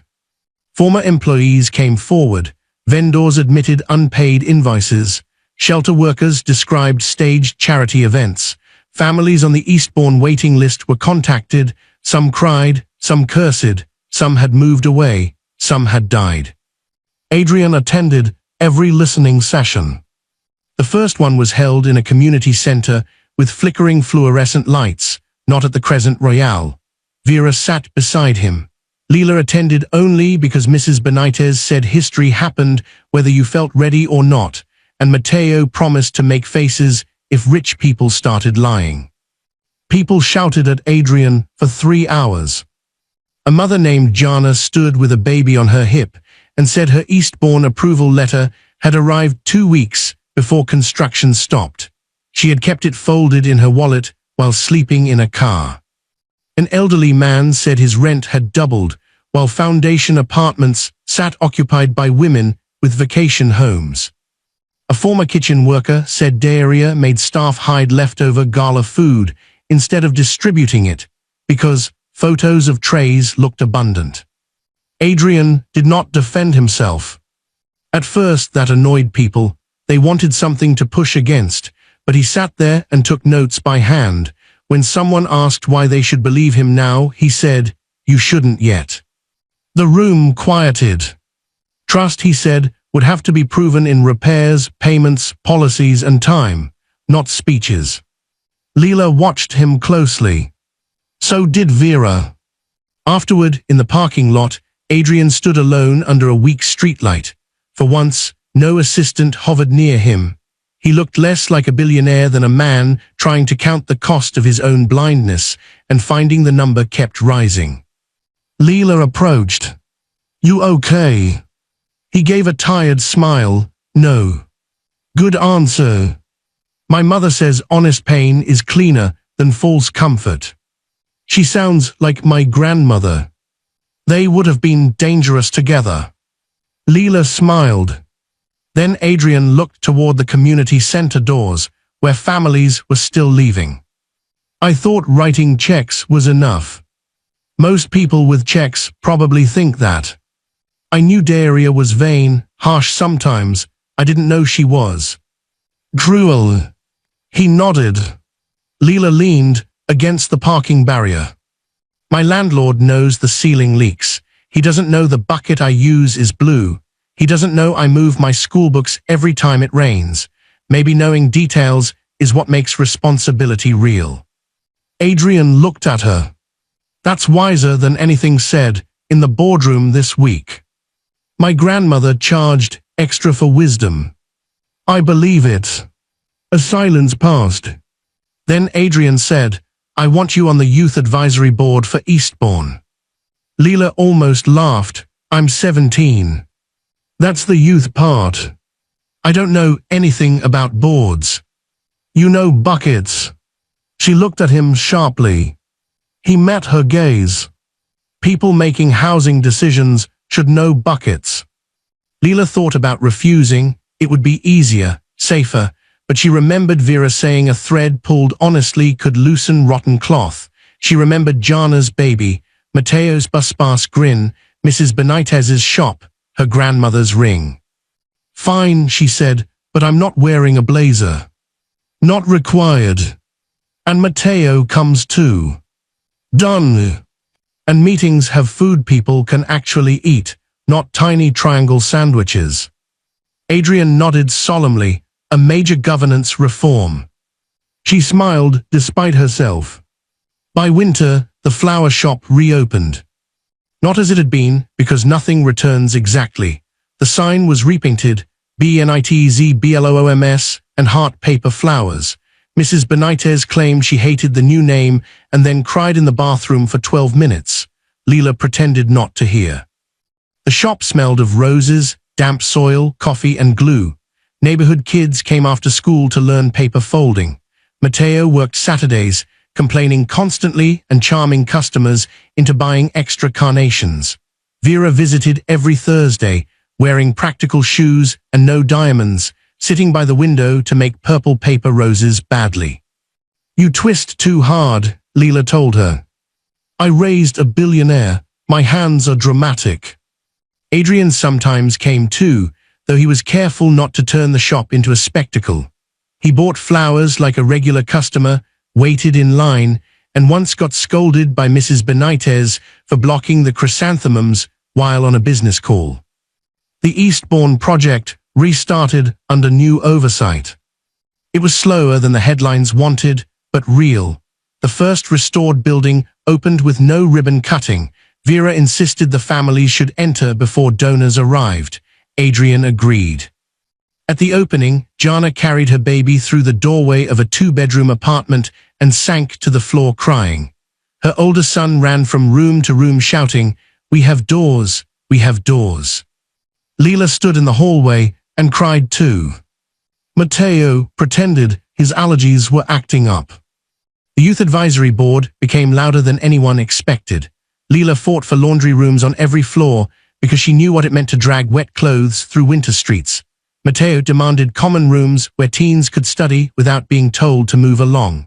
Another girl asked for mailboxes that locked because missing documents could ruin lives. A boy named Chris asked if windows could open properly because fresh air should not be a luxury. Adrian listened. Not perfectly. Sometimes he slipped into corporate answers and Leela kicked his shoe under the table. Vera saw once and laughed so hard the meeting stopped. As for Daria, consequence came without glamour. The investigations stretched for months. She was charged with financial crimes tied to foundation funds. Her lawyers argued, delayed, objected. The Pearl Circle fractured. Bianca cooperated first. Celeste testified after delivering her apology to Vera in person, crying so hard Vera made her tea. Maribel fought longest, then discovered Daria had kept records blaming her for nearly everything. The tabloids kept asking where Daria lived. For a while she moved between borrowed rooms, then a small apartment paid for by selling jewelry that was legally hers. It was not a shelter, it was not the street. But to Daria, stripped of penthouses, staff, invitations, and borrowed grandeur, it felt like homelessness because the identity she had inhabited no longer had walls. One afternoon, months after the lobby incident, Leela saw her again. It happened outside the courthouse.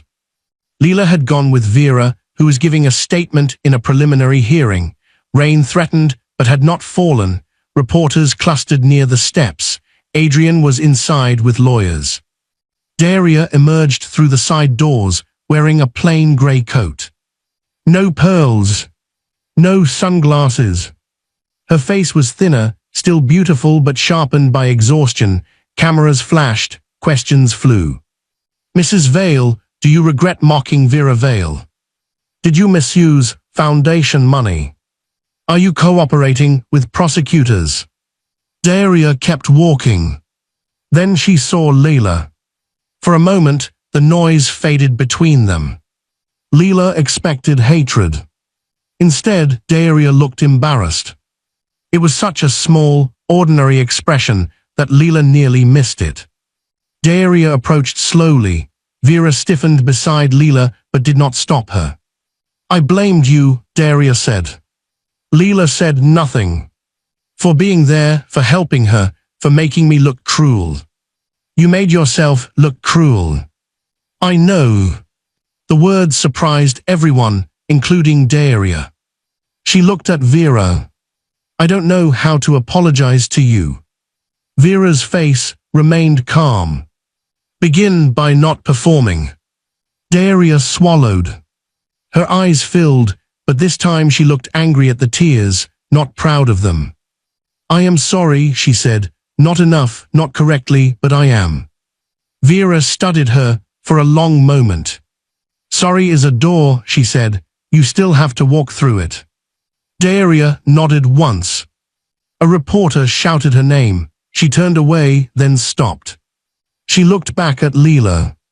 "I thought kindness was weakness," she said. Leela held her gaze. "So did a lot of people in that lobby." Daria flinched.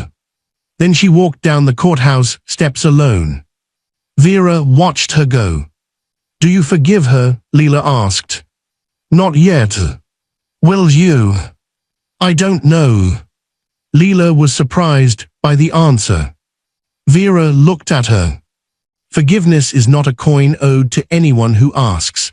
Sometimes it grows, sometimes it doesn't, but hatred is heavy, and I am too old to carry furniture that does not belong in my house. Leela laughed softly. "I'm stealing that one." "Good, wisdom improves when stolen by the right people." Spring came. Leela got into the nursing prep program. The acceptance email arrived while she was helping Matteo untangle ribbon. She read the first line 3 times and then sat on the floor behind the counter. Mrs. Benitez thought she had fainted. Mateo grabbed the phone and screamed loud enough to scare 2 customers. Vera cried when Leela told her. Adrian pretended not to and failed. The scholarship was anonymous at Leela's request, though everyone knew the foundation had created a Rosa Hart Community Care Fund the week before. Leela allowed it only after insisting it support at least 10 students a year, not just her. On the first day of class, she wore her grandmother's ring and carried a notebook Vera had given her. Inside the front cover, Vera had written, "For the girl who gave warmth before she knew anyone was watching." Leela touched those words before every exam. She struggled, biology was hard, chemistry was worse. Some nights she returned to the shop convinced she was not smart enough. Mrs. Benitez fed her rice and beans. Mateo quizzed her badly. Vera told stories about Adrian failing his first driving test 3 times, which helped more than it should have. Adrian became less visible in headlines and more visible in places cameras ignored. Tenant meetings, clinic tour, staff listening circles. He rehired Elena with a raise, though she insisted on part-time because retirement had grown on her. Thomas returned as Vera's driver, not Adrian, and claimed the promotion was enormous. The Crescent Royale changed too.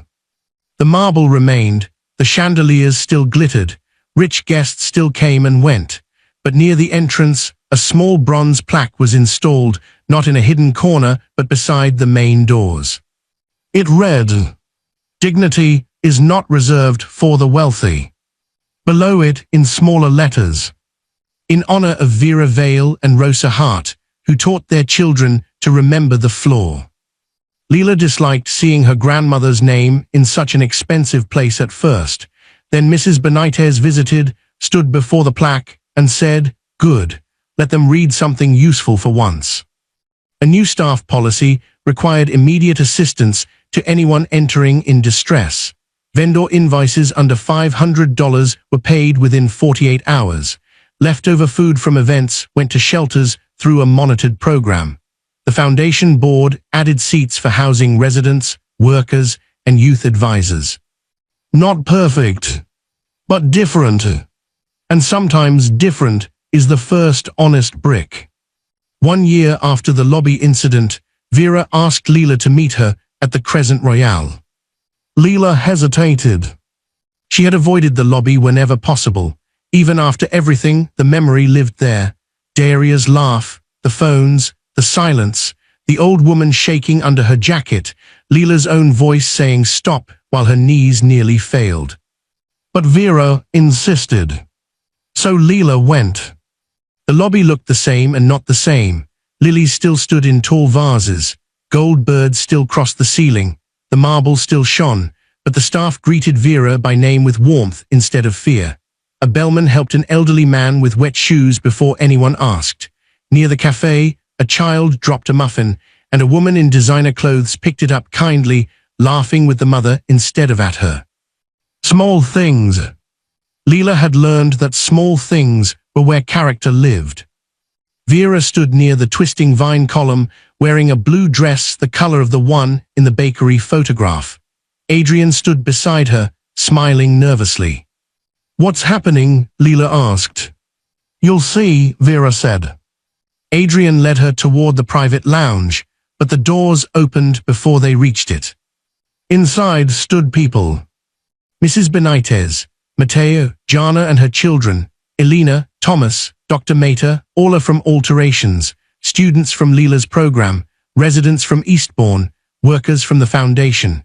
Even Celeste stood near the back, plain-faced and quiet, volunteering now with the housing audit team after her legal consequences, community service, and a long fall from the Pearl Circle. Leela stopped. "No," she said immediately. Vera smiled. "You don't know what it is." "It's people looking at me, so no." Mateo called, "Too late." Mrs. Benitez shouted, "Get in here." Leela glared at Vera. Vera looked innocent, which was unconvincing. Adrian stepped forward. "1 year ago," he said, you walked into this hotel expecting $4. Leela covered her face. You saw someone being humiliated, and you chose to help.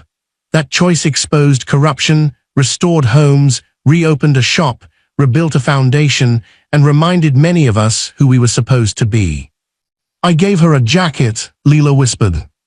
Vera took her hand. Yes, she said, that is how some revolutions begin. Adrian gestured to the wall. A framed photograph hung there, newly unveiled. Not of Daria, not of Adrian, not of a gala. It showed the reopened flower shop on its first morning, buckets full, paper roses in the window. Beneath it was a small brass plate. The ROSA Heart Kindness Fund. For emergency housing, education, and small acts done before anyone is watching. Leela stared until the letters blurred. We funded it with recovered money, Adrian said, and ongoing contributions. It will be administered by a board that includes residents, workers, and you when you're ready. Leela tried to speak. No words came. Vera squeezed her hand. Mrs. Benitez began crying openly and blamed the lilies. Mateo hugged Leela from the side and whispered, "Internet saint forever." She elbowed him. Everyone laughed. Later, after food and speeches Leela begged people to shorten, she slipped back into the lobby alone. The rain had started again. Beyond the glass doors, the city shimmered. Leela stood where Vera had stood 1 year earlier. She imagined the old coat, the muddy shoes, the lily falling, the laughter rising. She imagined her grandmother beside her, ring flashing as she turned it around her finger. Kindness is the only wealth nobody can steal from you. But don't be fooled, child. People will try. Leela understood the words differently now. Kindness was not softness, it was not politeness, it was not smiling while people stepped on you. Kindness was a kind of courage. Sometimes it looked like a jacket around shaking shoulders. Sometimes it looked like a billionaire opening every locked door in his own house. Sometimes it looked like a mother dressing in old clothes to find the truth. Sometimes it looked like a community refusing to disappear. The private elevator dinged behind her. Adrian stepped out, alone. Leaving, he asked. Just thinking. Dangerous. Very. He stood beside her. For a while, they watched the rain. I used to hate this lobby, he said. Because of what happened. Because before that, I think part of me knew it had become a place my younger self would have been afraid to enter. Leela looked at the chandeliers. And now I hope he would at least make it to the front desk. That's progress. He smiled. A woman entered through the revolving doors then, soaked from the sudden rain, carrying a child and a broken umbrella. She looked embarrassed, panicked, out of place. For 1 second, the old story threatened to repeat itself, as old stories often do. But before fear could settle, the nearest guard stepped forward. Ma'am, he said gently, come in out of the rain. Let's get you towels. Do you need help? The woman's face crumpled with relief. Leela glanced at Adrian. He was watching too. Not proudly. Carefully. As if he knew the work was not finished, and never would be. Vera appeared from the lounge, saw the woman, and immediately went to help. The child began crying. Vera made a funny face, and the crying turned into confused hiccups. Leela smiled. The marble lobby no longer froze. It moved. That was the difference. A year ago, cruelty had filled the room because silence made space for it. Now kindness moved faster. Leela touched her grandmother's ring. Outside, the rain fell hard, washing the city's glass towers, its cracked sidewalks, its expensive awnings, its shelter steps, its flower shop windows, its unfinished memories. Inside, an old woman wrapped a towel around a stranger's shoulders. A billionaire carried hot tea. A poor girl who was not so poor anymore, though money had little to do with it, stepped forward to hold the door open. And somewhere far from the chandeliers, in a small apartment with plain walls and no borrowed crown, Daria Vale sat beside a window listening to the same rain. She had no audience, no pearls, no marble lobby to command. On her table lay a court notice, a list of required restitution payments, and a volunteer assignment at the Mason Street shelter beginning Monday morning. For a long time, she stared at the paper. Then slowly, she opened a drawer and took out the only thing she had kept from the life that burned down. A phone. The screen was cracked from the day she had thrown it after Adrian cut off her accounts. Most contacts had stopped answering, some had blocked her, some had never cared. She scrolled past names that had once meant access, status, protection. Then she stopped at one she had added months earlier and never used. Vera Vale. Daria's thumb hovered. She did not call. Not yet. Instead, she opened a blank note and typed 3 words. I was cruel. She stared at them. They were ugly words, small words, true words. For the first time in her life, she did not delete the truth because it failed to flatter her. She placed the phone down and looked out at the rain.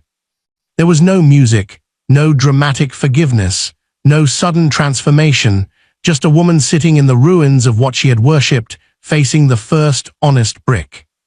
And at the Crescent Royale, beneath the plaque that told wealthy people dignity was not theirs alone, Leela Hart laughed as Vera teased Adrian about his rich boy elbows. The sound rose into the golden ceiling. Not cruel laughter. Not frightened laughter. Not the laughter of people trying to prove they stood above someone else. It was warm, ordinary, alive. The kind of sound Rosa Hart would have called a flower made from thrown-away things. The kind of sound Vera Vale had walked through rain to find again. The kind of sound that proved a room could change when one person refused to let cruelty have the final word.